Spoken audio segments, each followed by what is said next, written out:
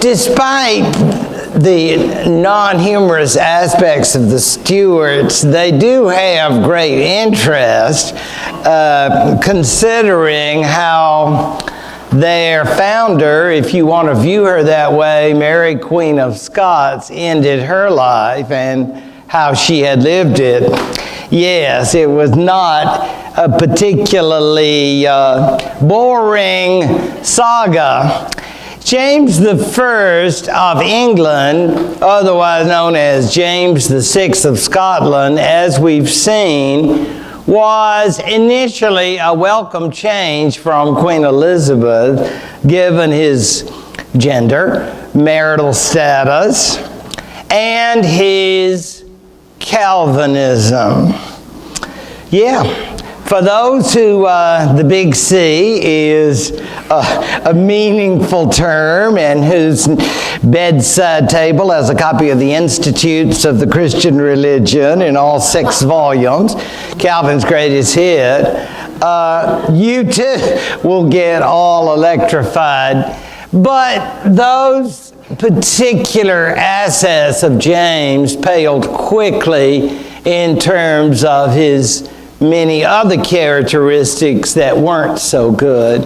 And among them, as usual, was a willingness and a desire to ignore the great nobles around him and instead to have his own way, particularly with the use of favorites. And we discussed George Villiers, the Duke of Buckingham, last time. And that beautiful portrait that I showed you, you can see, if you haven't already, at the National Gallery in London. So it's really huge and quite imposing. Again, understand that the Duke of Buckingham was not from the top ranks.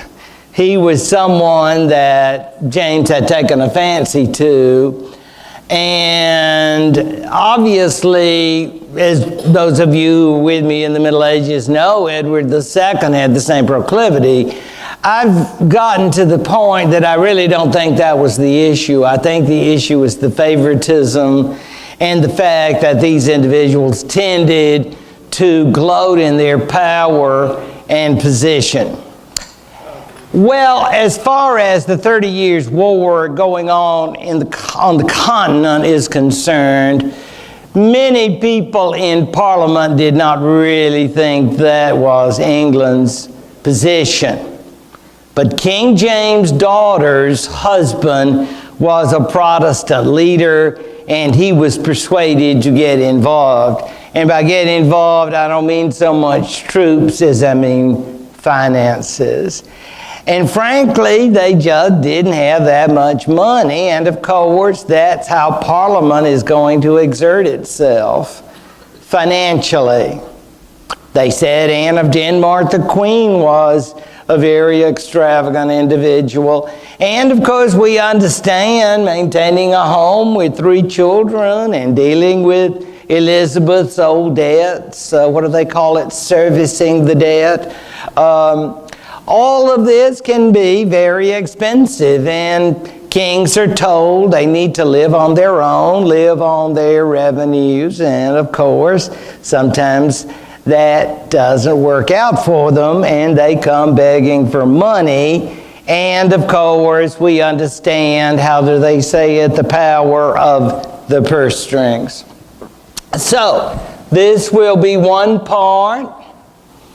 Another part will be the fact that under James, they will actually reach out to the Spanish. And you say, boy, that's been a long time ago. Yes, it was. Remember the days of Henry VIII and Catherine of Aragon? Yes, that was a long time ago. Remember Philip II and the Armada? Well, that wasn't as long ago.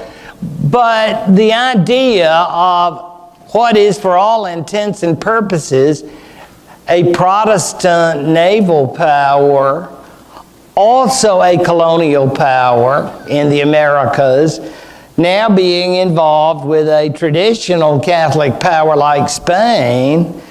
Well, think Nazi-Soviet Pact of 1940. I mean, it's not exactly a natural getting together.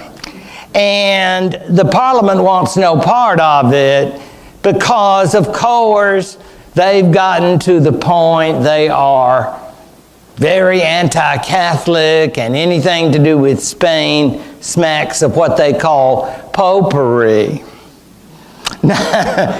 Oh yes, and anything that has to do with popery we are afraid of, so we don't want any kind of Spanish connections. So, what do? Well, we decide to marry the heir to the throne to a French princess. Why France? Yeah, a lot of people ask that. France and England had not been friends, to say the least. And the fact was that France was Catholic, but France was also anti-Spanish. So maybe that's one good thing. Another thing to bear in mind, of course, is that the French had feelings too. And as such, there was a lot of controversy about Henrietta Maria going to a Protestant country. It's hard. Remember back in Anglo-Saxon times when those poor Catholic women went off to marry pagan kings, and they tried to straighten them out, and say, honey, you're going to hell. I really want to help you. I think it's that same thing. You got these Anglican husbands, and you're thinking, what's a nice Catholic girl going to do married to you? Because I want to help you. You need help. So I'm going to introduce you to lots of Catholic practices. I don't know how the negotiations worked, but somehow Henrietta Maria was allowed to bring in a battery of Catholic attendants. And I wouldn't be surprised if there weren't some Jesuits in the lot. Yes. Agents. You can't break me down. Yeah, I'm just here to help the Queen. But secretly getting off at night for mission work. Yeah. So, all of this, she was allowed to have Mass, but you have to have it in your separate quarters, because we don't want any of that Catholic business contaminating the English people. So, all of that.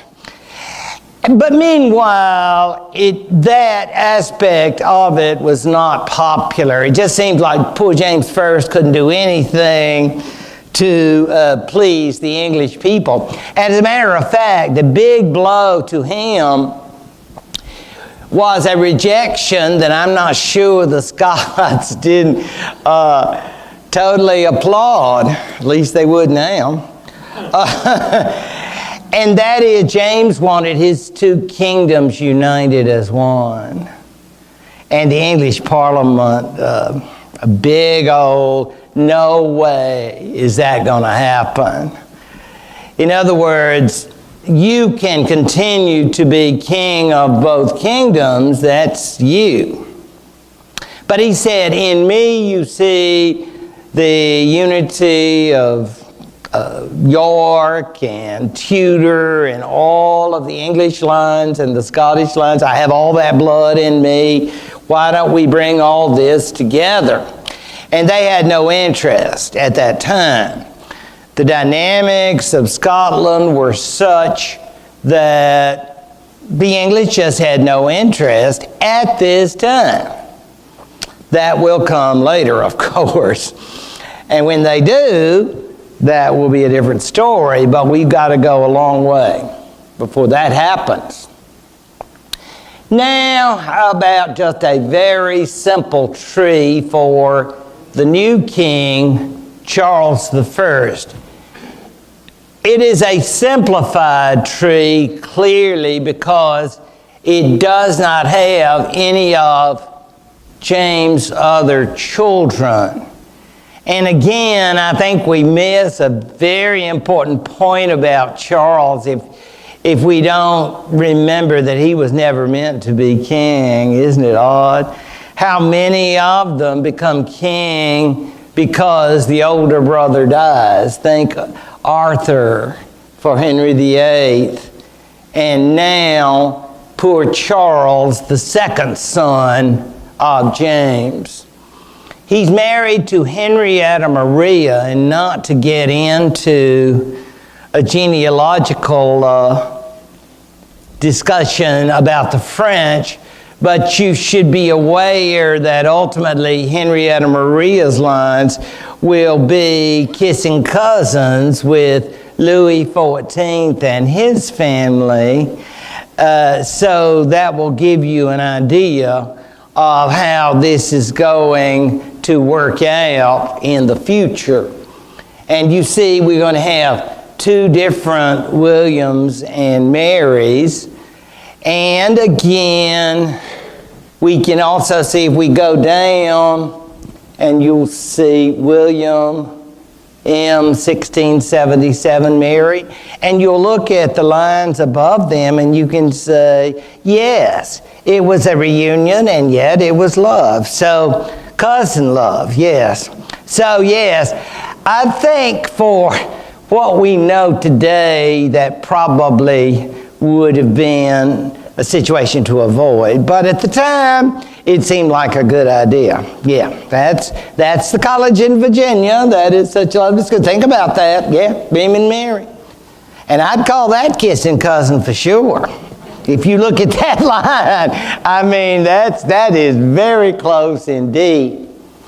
And we're going to end up, God willing, next week with Queen Anne. I think I can make it. I think I can do it. That's my intention. You may get a 4-minute break, but I'm not, no threats. They were not threats. It was just a dream I had. Just saying if that happens.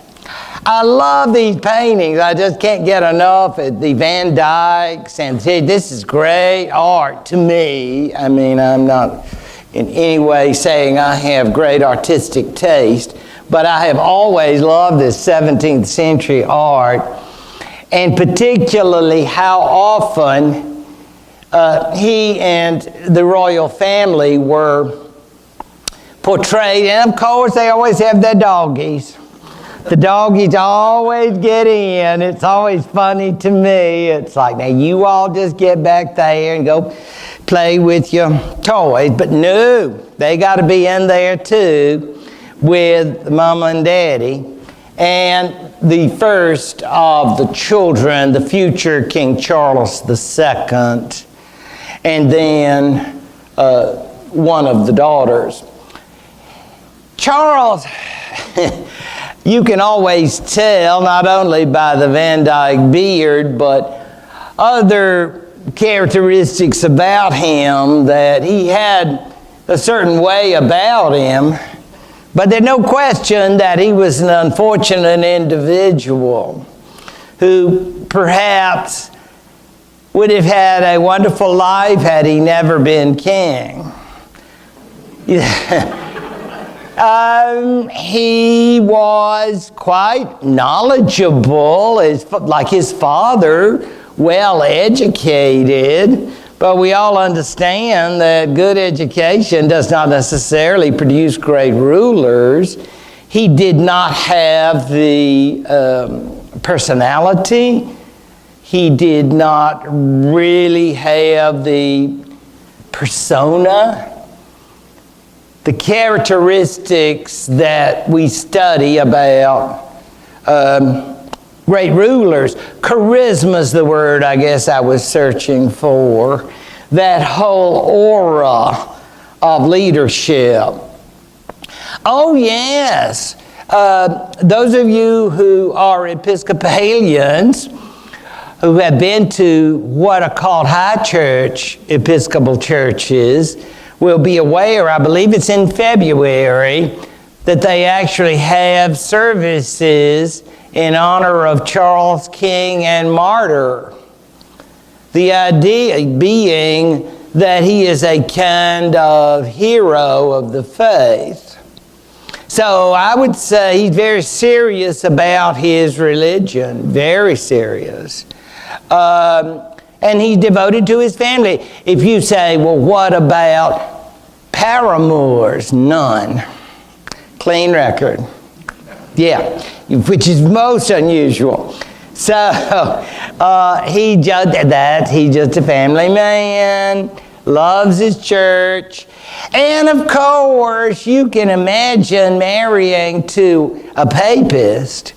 That's got to be tough. Oh, honey, could we go to church together? I'm not going in that place. That hellhole you call a church. Nope. My priest says that is strictly forbidden. So, yeah. So it can't be, the idea of being totally ecumenical, yours, mine, or ours, that kind of, no.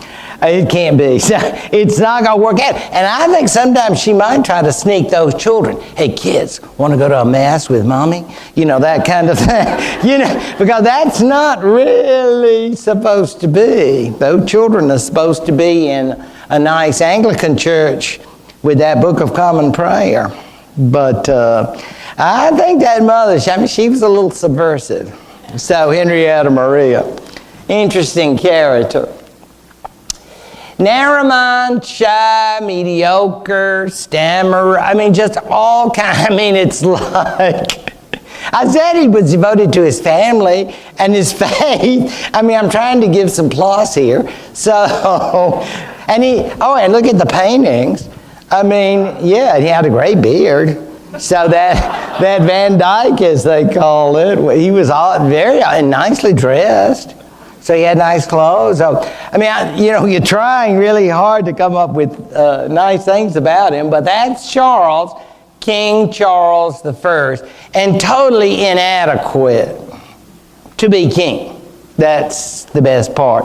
And as we get into this story, I think it's important that we understand he was thrust into a role that was beyond his capacity.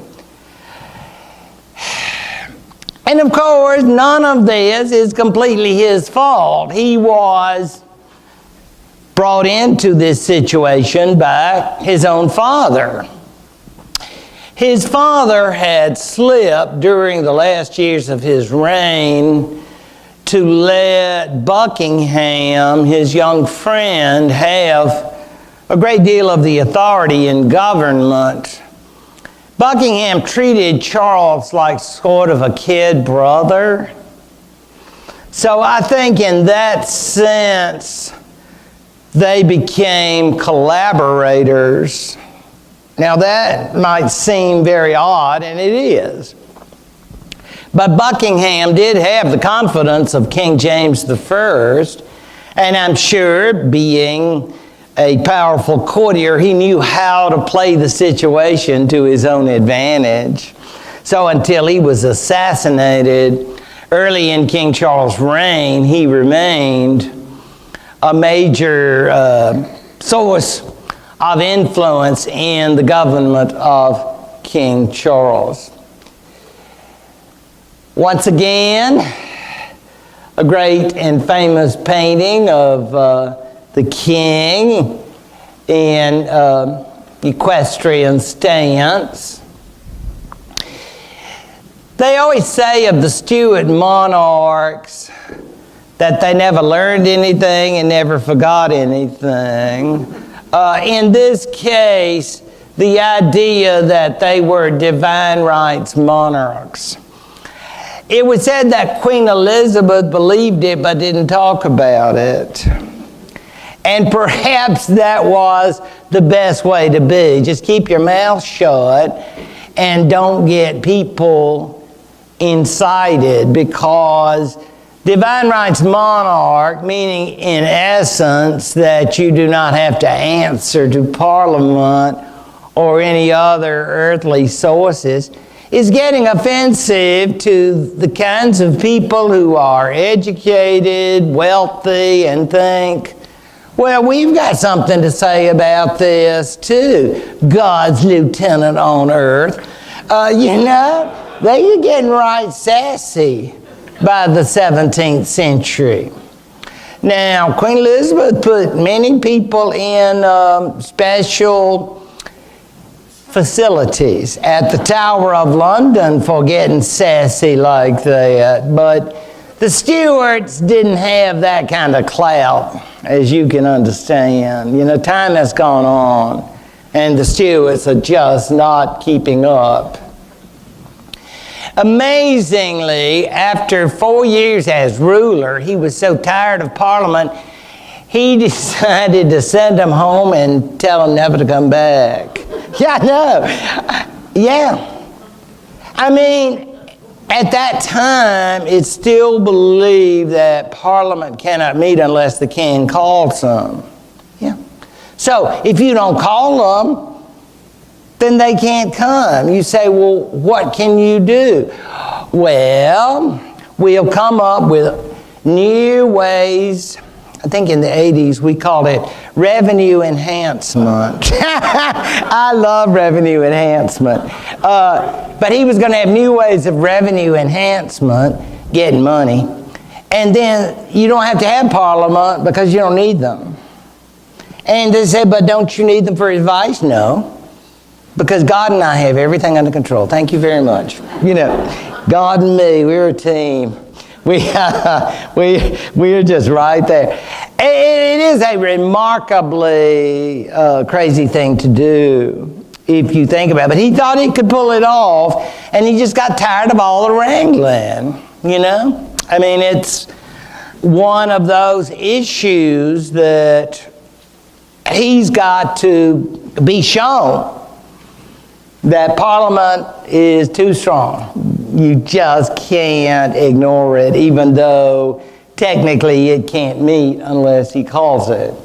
So, without Parliament then, this is the famous Van Dyke triptych. Yeah, this is one of the most famous. As I say, you can see he spent a lot of time posing for artwork, so that keeps him busy, going to church and having lots of little stewards. So, family man, church man, patron of the artists, because all that's got to be paid for. Those if you're not going to get Parliament to pay, somebody's got to pay. So we're going to have other ways, and we're going to talk about some revenue enhancers shortly as we think of how he will now run the government. Yes, there they are, Charles and Mary, and a very beautiful painting, in my opinion. Those who are Episcopalians may recognize this Archbishop of Canterbury. He became Charles' first choice. He was Bishop of London. James I watched him because Bishop of London's a big deal. And I guess you're always looking for candidates for the top jobs, and so you're looking at the next layer. Bishop of London is pretty high up. And you're looking, and James I had said, the guy's just too pushy, just too certain of himself, and he wouldn't name him. That was no problem for Charles I. He was crazy about him. His name is William Laud. And Laud's strong beliefs, as we will see, will become a major factor as now Charles will try to run the country without Parliament, and will try to do so with strict religious policies. Let's consider what Archbishop Laud will favor. He's certainly not a Roman Catholic, even though apparently over in Rome, the Pope had correspondence, pen pals in England. And I think maybe they sent the Pope word that Laud was sort of soft on Roman Catholicism. And apparently the Pope proposed, well, what do you think? Would he be offended if I invited him to be a cardinal maybe? Or, you think he would like to be with? I mean, of course, there was no possibility. Laud was Anglican through and through. No going back to the Pope. But Laud, like Charles I, was my way or the highway. In other words, there's no give. We can all work it out. Let's just get along. No. Laud's not like that. And Laud will be the king's church person. And it will be to the cost of Charles I. We call them high church. Some of you will know the term Arminianism. If you don't, they are simply people who favored the doctrine of free will as opposed to Calvin's predestination, meaning that you have the opportunity to sort of work towards your grace and salvation as opposed to being among the elect. So those are very different views, and Laud emphasized free will. He emphasized the prayer book. He wanted an altar, not merely a table. He wanted lots of ritual, not so much just Bible reading and sermons. And he definitely was, in the literal sense of the word, Episcopalian. Because some of those Calvinists were saying, we would like to have presbyters. And if you say that to Laud, you could get your nose rearranged, okay? So yeah, he doesn't appreciate any of that. He's very strict, so he's not up for discussion. He's got his views. He's what they call the high church. Not Roman Catholic, however. No Pope, thank you very much. But he definitely likes the ritual. And he wants to enforce it. It's called the policy of thorough. And thorough means wherever there was an Anglican church, Laud would have agents. Maybe burst into your Sunday service when you weren't expecting it. And they were all there just reading the Bible and having one of those sermons that you think will never end. And he says, where's the Book of Common Prayer? You people are in a lot of trouble.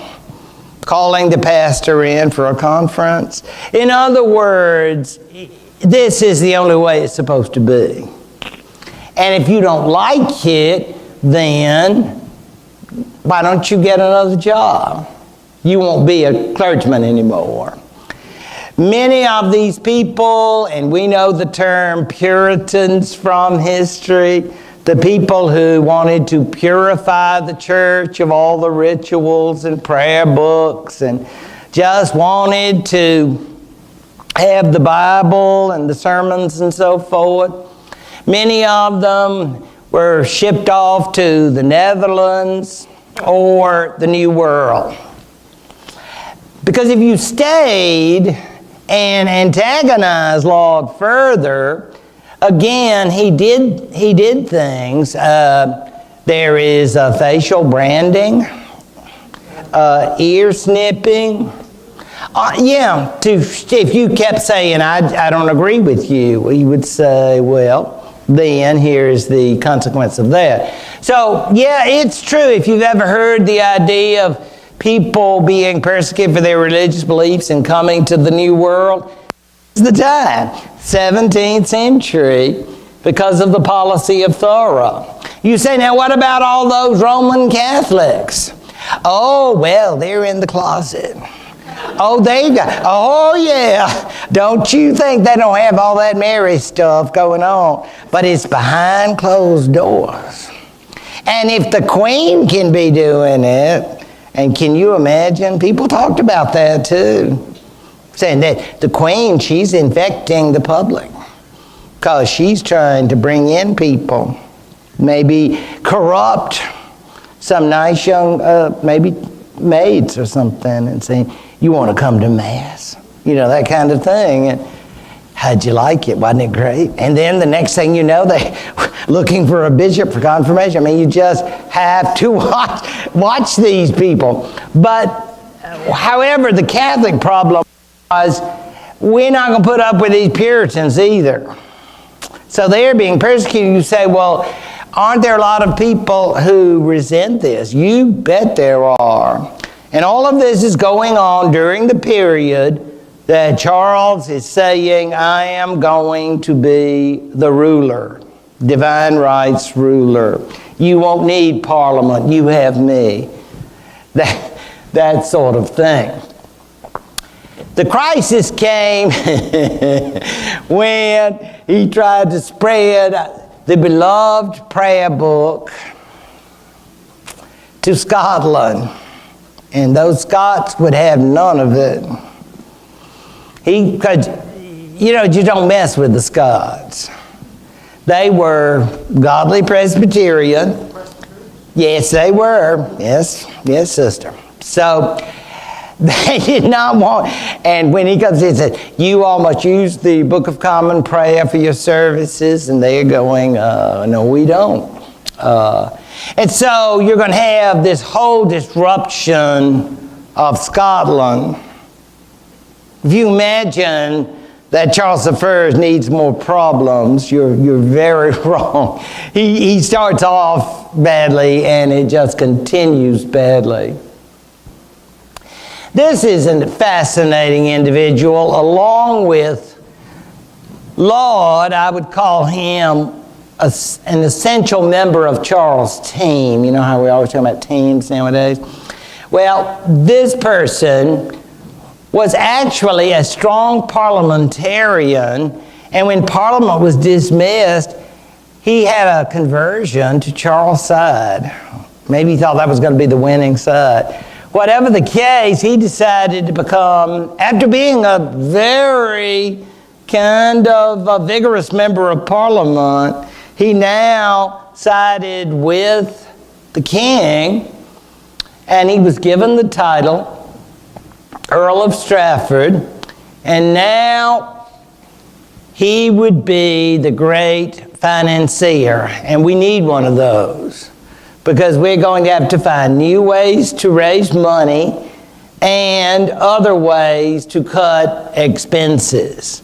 Now, one way to cut expenses is not have any wars. If we left those Scots alone and not insisted they use a prayer book, that would have helped, but we blew that one, so we can't cut total defense expenses. We got problems with the Spanish. Oh well, what else can we do to raise money? One way which many you can imagine would like will involve selling titles. Because there are a lot of people who are not, you know, you say, gosh, it seems so cheap. I don't mean cheap in an economical way, as cheap in being, as my grandmother would say, common. Like, hey, you want to get a title? I can get you one and it won't cost that much. You can pay on time. You know, that kind of, sort of like in the alley. And you say, wow, I can have a title? Yeah. I mean, the Lady Mary? Yeah, right there. So I have friends who have noble lands in Scotland. So I understand that great feeling of being above the rest of us. So you can buy a title if the price is right. And for many, That was fine. And it's coming into the royal coffers. So they're selling on levels. And you can imagine the traditional nobility don't appreciate this too much. But what are you going to do? Another way was to try to work old taxes that haven't been utilized for many years and bring them back out. They're feudal taxes that were probably not collected since the 13th or 14th century. And now they will be pulled out and said, well, it's strictly legal that you should have to pay these particular land taxes or whatever they are, even though they haven't been utilized. So, all of this is a way to try to keep Parliament away without having to call them, knowing full well that when you do call them, as they used to say, there will be hell to pay. And as the years go by, it doesn't get any better. It's not like, oh, I know, they just want to see you. They've missed you. They love you. They just want to be in your royal presence, the aura of you. No.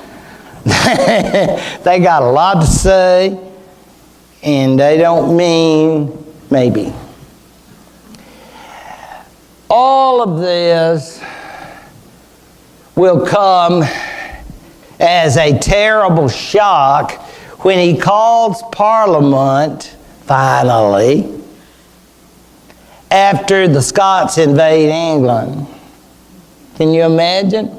The Scottish nobility, I guess, were so incensed with this whole religious business.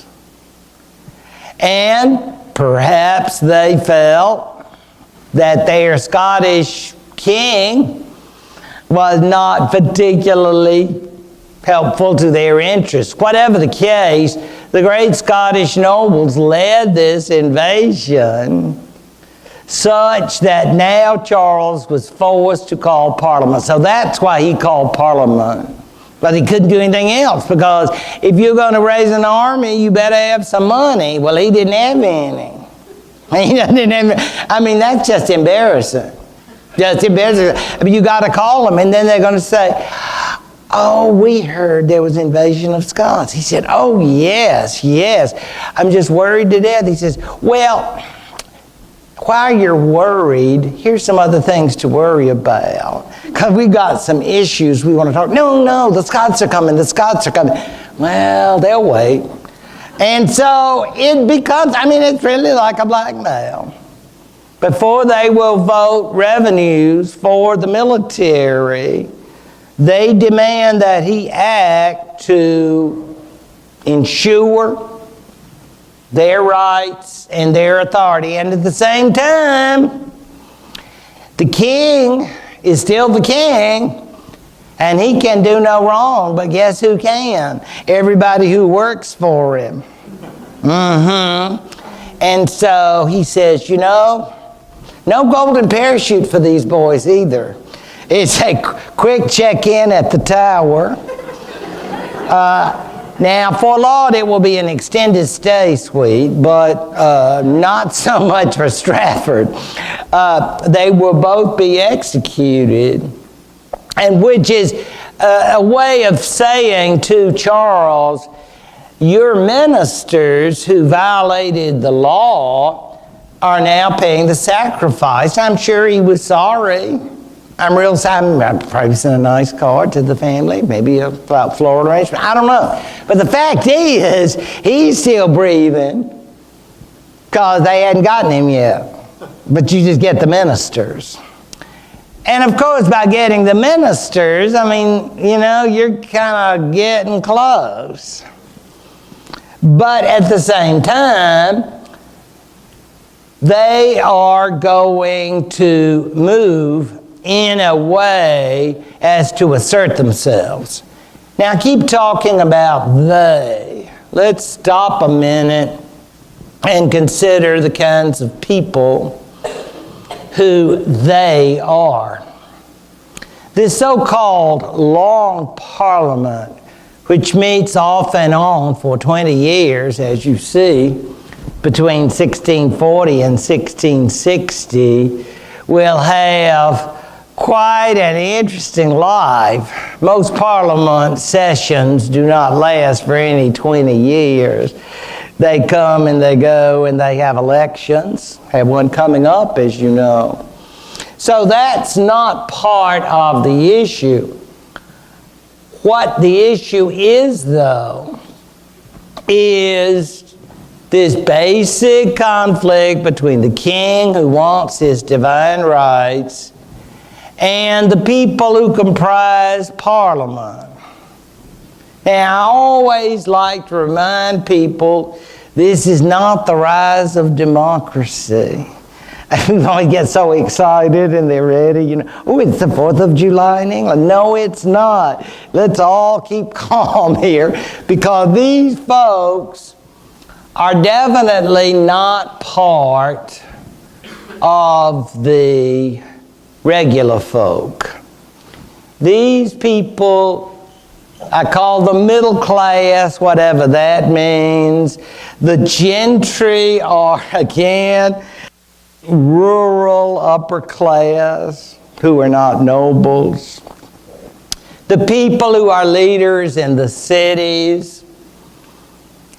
And they all tend to be people who are the sort of things, I guess, that we want our children to be when they get educated, like doctors and lawyers and people of that sort, who are considered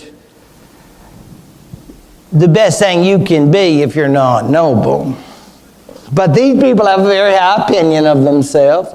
Some are Presbyterians, not necessarily in the way of a specific denomination, so much as they follow Calvinist teachings, and maybe they call themselves Anglicans. You ask them to sort of, have a trivial pursuit on the contents of the Book of Common Prayer, and they lose every time because, they know the Bible, but no, So, some Anglican they are. So, then there are the independents. I like to call these people sort of your Baptists, because these folks like to go their own way. In other words, they have their own churches, but they have no desire to be united in any kind of kingdom organization, shall we say. And they will become more important. Landowners, urban professionals, all those people strongly want to have a voice in the government, and they try to do so then through Parliament. The king's supporters, very traditional. Is this always black and white? You know it isn't. History just didn't like that. But it's kind of like that. That these two groups, the people who support the king and those that support Parliament. The parliamentary leaders are getting tougher and tougher. And finally, the king decides, I can't take it anymore. We'll go to war. And the funny thing is, well, not funny, but funny, odd, the Scots will be in England. And they are there, and you say, what are they going to do? Waiting for somebody to say, we love you, Scots. Would you like to get a love donation? I think they're waiting for a payoff. So they just hang up in northern England and waiting to see whether the king or Parliament will be able to, let me think of another word, fund them. We love funding. Yeah, fund them, help with the expenses. We got our horse expenses. We need hay. We need some fresh supplies. We need to go home. Oh, we miss home. Our wee bonny lass, we want to see her, and all of that. So, yeah, they're holding out for money. and so they are sort of participants in what will now become a civil war between king and parliament. And the Scots are really an interesting little element in this that we are going to see after you get the 5-minute break to which you're entitled. Okay. Now we are ready for the Civil War. Yes, the English Civil War.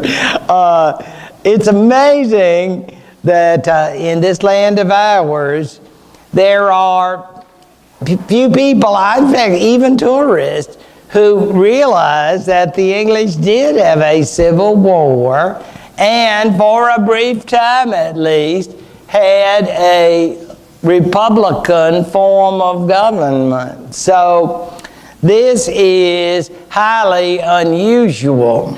I don't know whether that will be true for the future, but right now, Britain's monarchy seems to be intact. Let us note, however, that as we get into this Civil War, always understand that scholars have taken maps of England and tried to figure out which areas were for the king and which areas for Parliament. And then they've tried to work it in terms of social class and all other kinds of ways. Now, you can't do things like that for the 17th century as well as you could for modern times, but to a certain extent they can do it. And one thing that seems clear, while the general kinds of distinctions I made about the people who normally would support the king as opposed to those who would support Parliament are true, you never exactly have any sort of tight iron groupings. Parliament versus the king, though. That's the way it is. And this is the man. Yes, ooh. Oliver Cromwell. Yes. For some, a great hero. For others, not so great. If you are a monarchy person, I don't think he will be a favorite. Now, he is a lawyer. Nothing about lawyers. I mean, that's a very noble profession, I'm sure. But he was very well educated. He is not, how you say, a man of the people. I wouldn't have you think that for the world. But he became a member of the House of Commons, and I'm sure, being the bright, educated man, and definitely a God-fearing man, I'm sure he got up every morning and said, God intended me to be a great leader. So there was no doubt. It's not he had any insecurity issues or any of that. He was very certain. And I'm sure as he sat in the House of Commons and listened to other speakers, he probably thought, I'm not sure those people are really led by God. I'm not sure that they know what's best. I do. And so that gives you a lot of confidence. And he had plenty of confidence, and no question about that. More or less he did, even though no great military figure, he did come into a major role through Parliament's military force. Because that's important, because the military force in many ways represents ordinary people. Ordinary people, people who are often not even Puritans. I mean, that's in elements, as we're going to see, of all kinds of different religious faiths, because, not surprisingly, this is all, as you were talking about earlier, that we sort of letting people loose. Well, I think this. Well, I don't agree. I think this. There's a lot that's going to be floating around out there as a result of people like Oliver Cromwell and others leading the side. He's an independent, so he's not in any way a Presbyterian organization man. And now by independent, that means we want to have our congregation of believers like us. And y'all can do what y'all want to do. See, you have a church down the road, and y'all can do your thing. We're doing our thing. And don't bring any of those blankety-blank prayer books in here. Okay? We're not going to do any of that. Independents, though, they do not want a church like the Church of Scotland. That was a non-Episcopal organized church for all of Scotland. But the independents don't want that either. They don't want any organization. They are, in a certain way, like, well, we just talking about Congregationalists. Very much like Congregationalists, if that rings a bell for some. So, all of this means that he becomes this dynamic leader within parliamentary forces.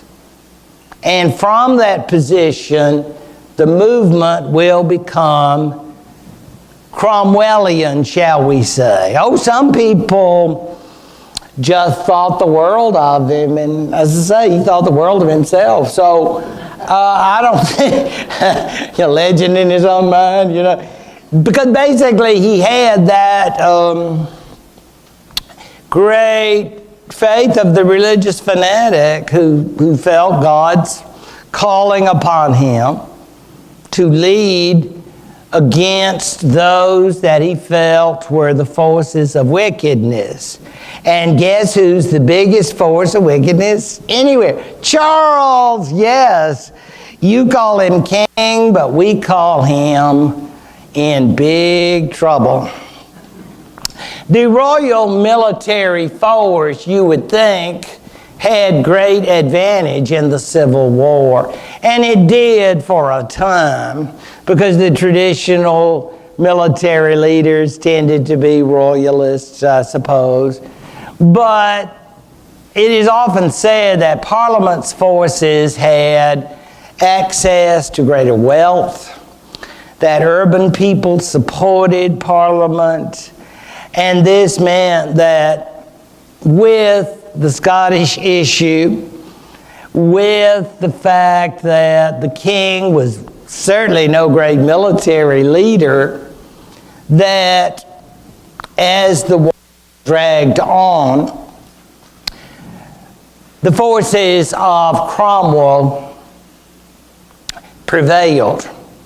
And then the king was a prisoner in his own kingdom, which is a very, very strange business. Now, you wonder about Henrietta Maria and the children. Oh, yeah, first boat to France. So don't worry, they're out of there, yeah. We have to, au revoir, Papa. God, we really wish we could be around, but no, we need to get y'all out of here. So the family's gone, and he's going to face the music by himself. They refer to him as Charles Stewart. Oh, isn't that rude? Yeah. I bet nobody had ever done that. And there he is. You see him in the black hat and the cane. And of course you say, well, shouldn't he take off his hat? I think not. I'm the king. No, you're not.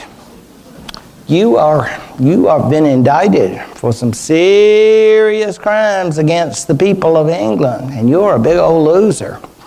And now you're going to be tried by the representatives of the people. So there he is, and he's not going to take a thing off them. Now, I apologize for, I know, I'm sorry, I just couldn't resist. It's so beautiful. I'm going to read it to you because I don't want your eyes hurt. So, I have my glasses. So, but this is what Charles says to the court, because he doesn't say, y'all, I'm sorry, can we be friends, can I have a hug? It's none of that, believe me. I would know by what power I am called hither. By what authority I mean lawful. There are many unlawful authorities in the world, thieves and robbers by the highway. But I would know by what authority I was brought from thence and carried from place to place, and I know not what.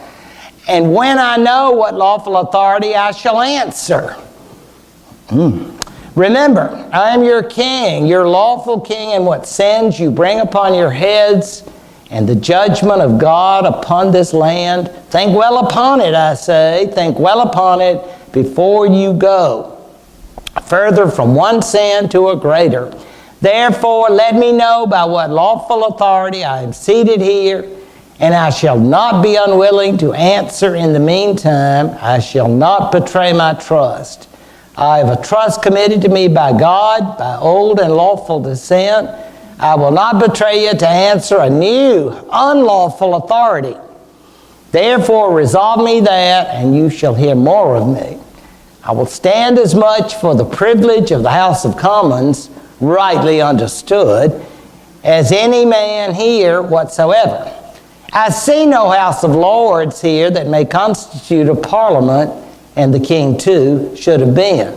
Is this the bringing of the king to his parliament? Is this the bringing an end to the treaty and the public faith of the world? Let me see a legal authority warranted by the word of God, the scriptures, or warranted by the constitutions of the kingdom, and I will answer. And he had nothing more to say. But they had something to say in a cruel kind of way, dropped dead. The execution of the king, I always like to think, is pretty dramatic.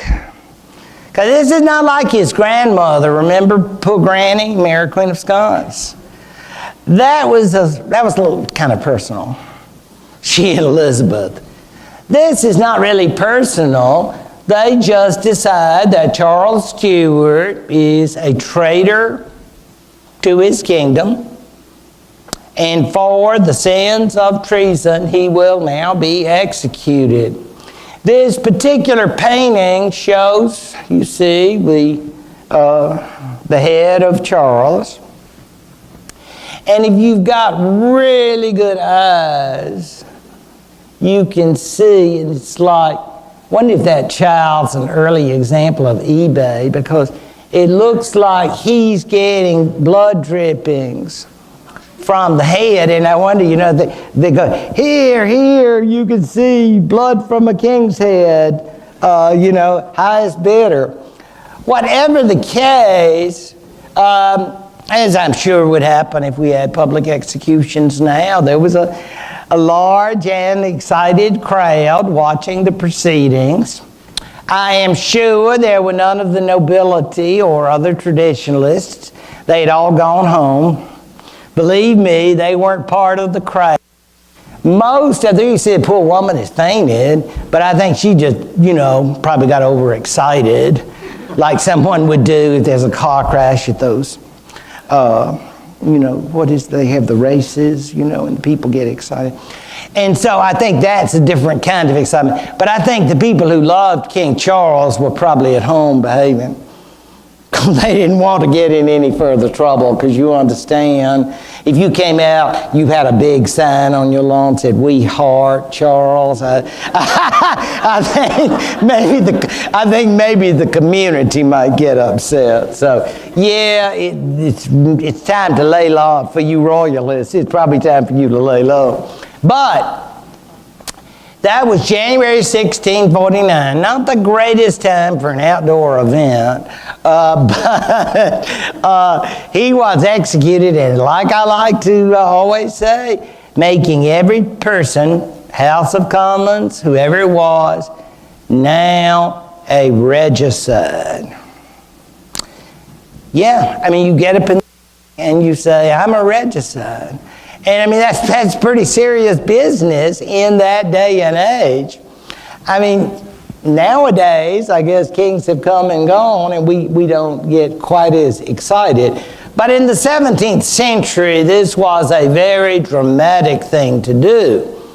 Given the state of politics, however, apparently Cromwell and his supporters believed they were carrying out the will of God against a kind of covert agent of the Pope and other sinister forces opposed to God's true will, as expressed, of course, by Calvin and others. You'll note the reference to the House of Lords. They just decided we don't need it anymore. So we're going to have a government that is essentially based on the House of Commons.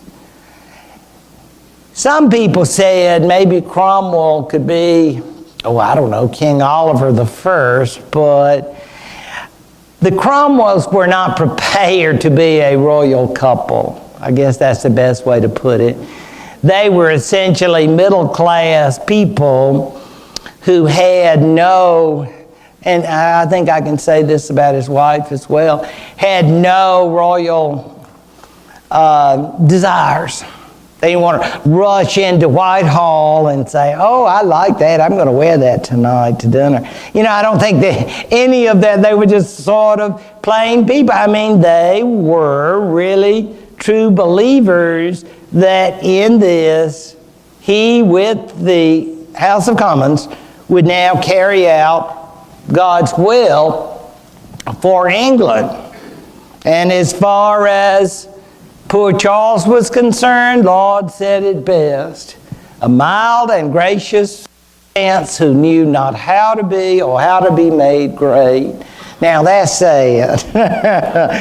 That's a terrible thing to say, because it's basically to say you were a mediocrity.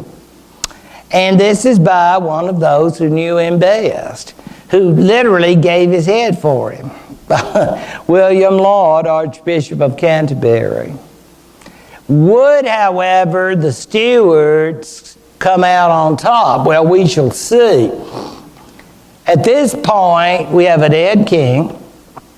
We have a royal family that's in France, hanging out on the charity of their mother's family. You can imagine, see, because she's French, so they're probably going from different palaces to different palaces. I mean, you're living on the charity of the family. And they say, oh, it's such a shame what's happening in England, and you can play that up, and you get your own servants and all those things. I don't mean they had to live like regular people, please, but nothing like that, but they're still exiles. It was known as the Godly Republic. And it was godly because Cromwell and his entourage intended that they act according to Calvinist principles and according to the leadership of the people that were represented by the House of Commons. Presbyterians, even though initially he started out, let's just hear a variety of point of view, and I respect everybody. He gets over that. I'd say a weekend or so of listening to people whine and yak. And he says, none of this is God's will. Let me explain God's will to you.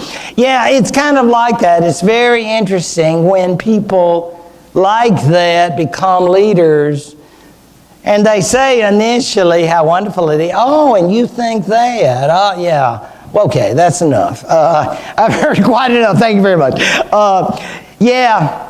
For example, those Presbyterians, they really get on his nerves. He's independent. And they say, well, God bless you, Brother Cromwell. You have some wonderful ideas. However, we want to have a state church. He says, no, brothers. God bless you too. But each church should be independent and answerable only to itself. Well, you're just wrong. So why don't you get out? So that's the truth. It is absolutely amazing to see this parliament get smaller and smaller. They actually talk about a rump parliament. And again, we all know about rumps.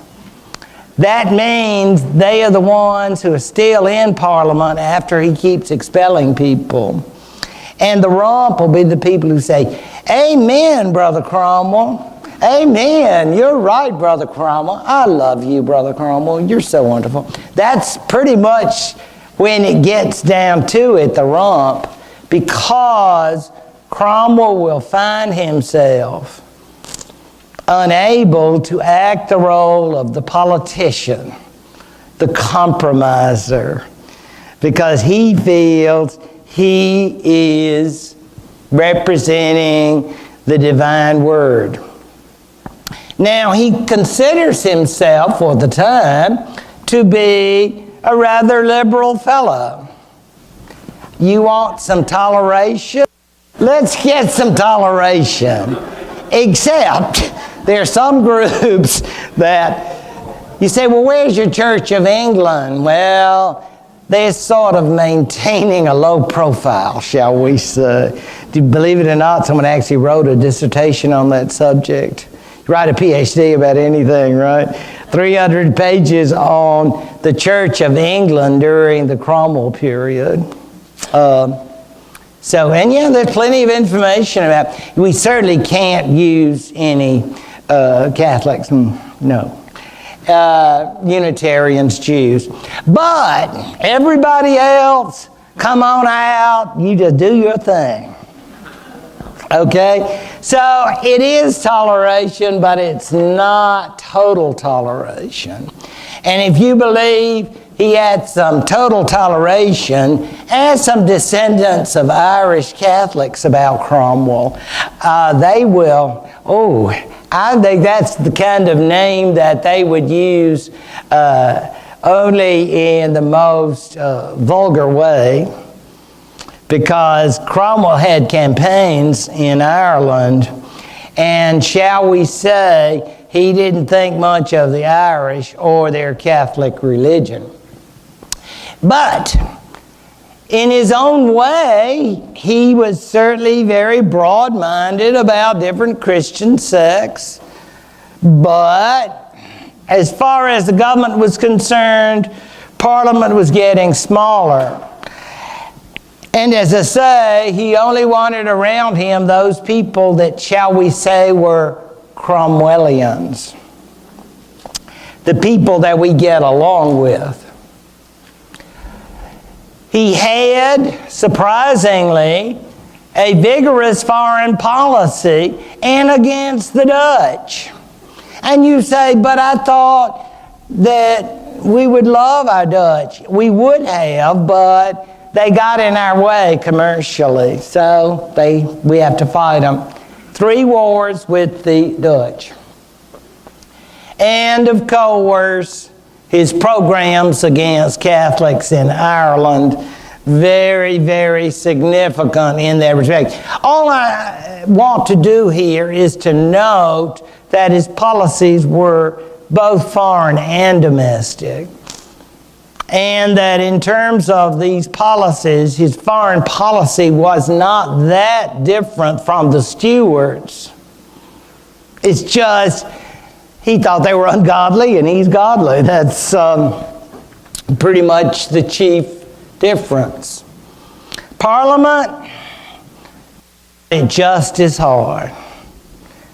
The idea that Cromwell and parliamentary leaders could sit down, and remember, he had been one of them. And there's just the one house, it's just House of Commons now. And you would think, "Gosh, fellas, I know how you feel. Let's talk through some of these issues. I think we can really get along. We can work it out." I think the old song, yeah. But no, it's like they will still kind of rail against him, and he'll say, "Well, then leave." And they will. And that's why we have a rump. So it's all going to be very much a stalemate. Even after he takes title Lord Protector, that's as far as he'll go. You know, he won't go with the big K. Because some of his supporters, you can imagine, the sycophant said, oh, please be King Oliver. He said, no, no kings, no kings. I would just be Lord Protector. And as such, now England is protectorate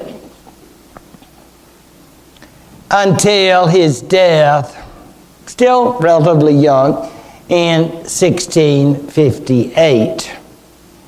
Now, the king, that is Charles I, was executed in 1649. So, as time goes, that's just 9 years, isn't it? So let's bear that in mind. Sometimes these great episodes in history seem like they're so long, but they're not really. But it was a very eventful 9 years. So say 3 wars with the Dutch. And all of the wars, of course. I love this map. I found it. Because all of these, the Dutch were, they were the ones. Boy, in terms of trade, and look at what they've got going in Africa, South America, Asia, and of course, dare I say it, the English were jealous. Yes, they're both Protestant countries. Yes, they do have family relations, more as we'll see. But that doesn't take the point of trade, money, and power. And in all of these places, from North America to Africa to Asia, the English are going to want to get in on this. And part of this is then why Cromwell will direct the English Navy in these conflicts with the Dutch. It just seems so odd because they're both supposed to be on, God's side and all of that. But when it comes to getting the kind of wealth from international trade, that always prevails over being part of the same religious team, doesn't it? So that's an interesting issue. Now, I do like to think how interesting that some groups come up from the bottom. Levelers and diggers are, levelers meaning let's all kind of level it out and let's all be together, let's all be pals. Cromwell is probably not really comfortable with people like that. No offense against lawyers, but he comes from a very comfortable background, and I think he thinks folks like that ought to stay in their place and work hard. Levelers are probably a little too, we're all brothers and sisters and equal. Probably a little too much of that for Cromwell. But they're out there, as are diggers who are expressing views of the end of the world is coming soon, and let us prepare for that by tearing down all of the oppression. He allows this kind of thing to go on. You say, where were these people when Charles I was king? Quiet. I just don't think anybody said, well, how do you feel? Well, what are your views? Now, these folks aren't in Parliament, don't think. They're not even in the rump. But they're out there. They're sort of coming out. They're beginning to express their views, as you can see from this illustration. It's kind of interesting to me that they do talk about cutting down the forests, and golly, that's been going on for hundreds of years. They wanted to get a hold of those forests, and they wanted to hunt and those, so forth and so on. And thanks to the military, they are getting their voice. This guy, who was actually Thomas Cromwell's right-hand man, his son-in-law, Ireton. Yes, indeed. And he will, in fact, be an individual who will find out what these people are like, because he's going to call this is the most interesting document if you ever see it online and read it. They're called the Putney Debates, because they were at this place called Putney.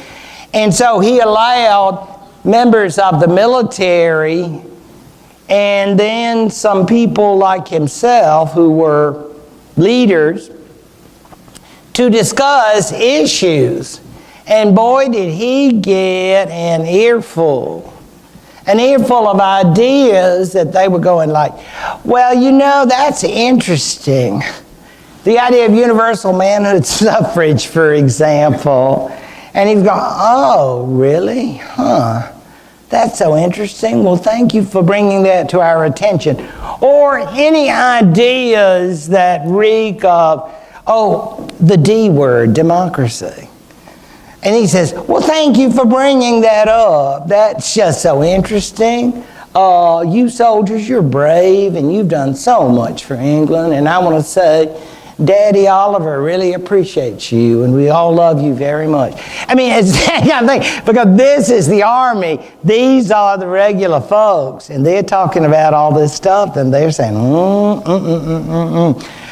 universal manhood suffrage, you know what that means? It means poor folks are going to be voting. Oh, Lord, no.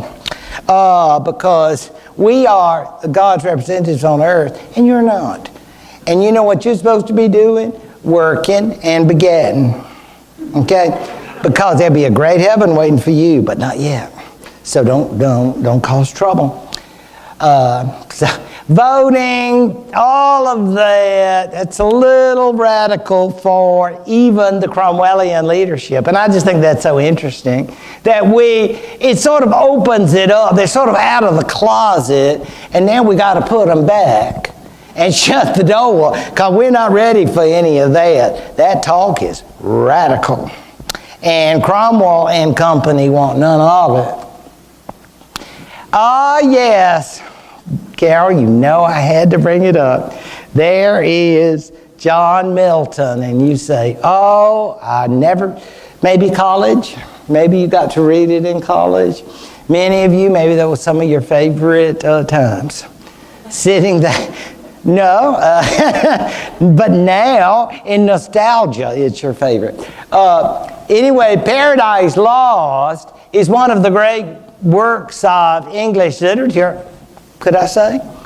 But many people do not realize that Milton was not merely a writer, but a true believer in the Cromwellian government in this republic of the Puritans. So that's an interesting point to bear in mind, that this work must always be viewed in the context of Cromwell's movement. And I think that's just very interesting. So Cromwell enjoyed, among certain elements, a great deal of support of the true believers, let us say. Whatever happened to the godly republic? Well, Cromwell died in 1658, and I must say the godly republic kind of died with him. There was some talk.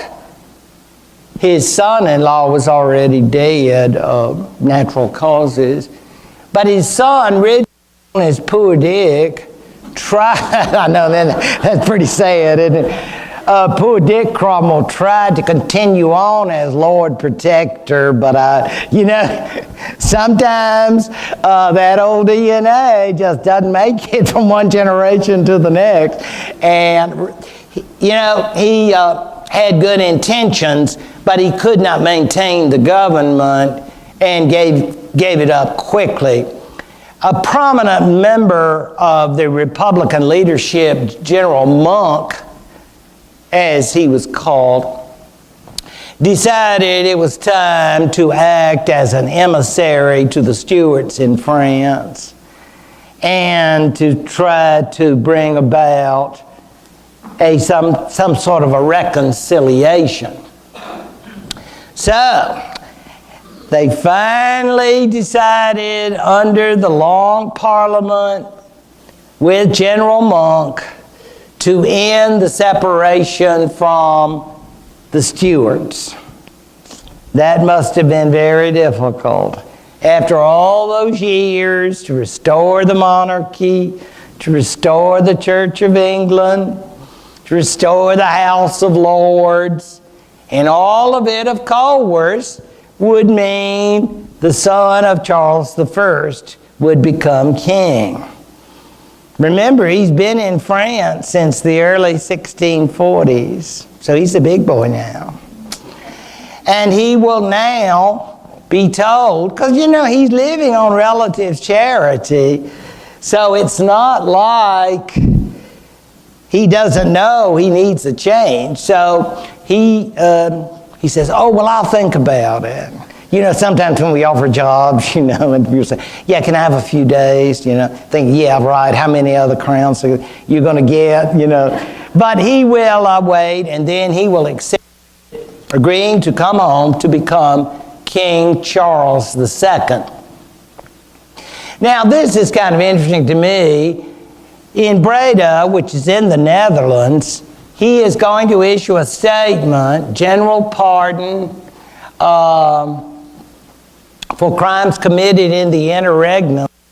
And interregnum meaning from the time my father died to now. And I just want to get along. I just love everybody. And I just can't wait to get home. And I just want to give everybody a big kiss. And how will that go, General Monk? He said, oh, that's very nice. I think everybody will appreciate it. Well, the irony is that in 1661, he said, my declaration? They said, oh, yes, sir.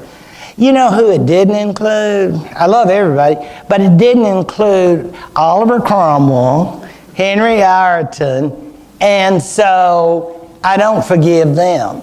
So you know what they did? They dug them up, and then they mutilated them. Yeah, isn't that rude? I mean, that just basically, he said, that declaration, I really meant it, but living people, catch ya, See, that's why we have those lawyers. You gotta watch those lawyers. So, yeah, they dug them up and ruined the bodies. And they threw them out of the cemetery, threw out the bones, what was left of them. So, there is some humor in the Stuart period, Frank, and so... That's under your idea. Yeah, thank you all for your attention, and we will start on the restoration and finish up this business next time. Thank you very much.